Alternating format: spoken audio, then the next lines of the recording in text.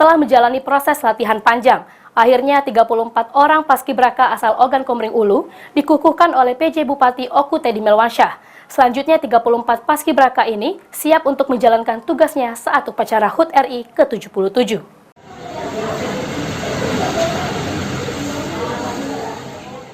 Pasukan pengibar bendera Kabupaten Oku resmi dikukuhkan oleh PJ Bupati Oku di Gedung Kesenian Batu Raja.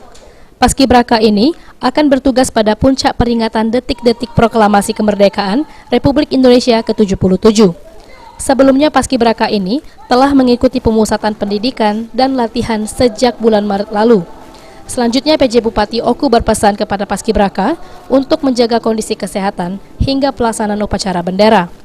Dan sebagai pemimpin, Teddy juga akan mendoakan agar paskibraka Oku sukses dalam menjalankan tugas.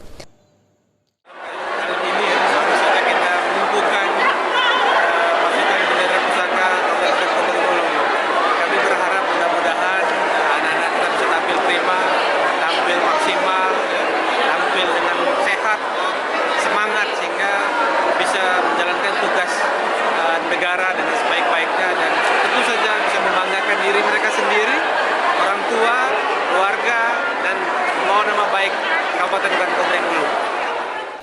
Sebelumnya Dispora Oku telah menyeleksi 400 orang lebih siswa SMA sederajat di Kabupaten Oku untuk mengikuti latihan paskibraka. Dari total tersebut, terpilih 36 orang paskibraka, di mana 2 akhirnya terpilih sebagai pasukan pengibar bendera di tingkat provinsi. Ari Pranika, PAL TV.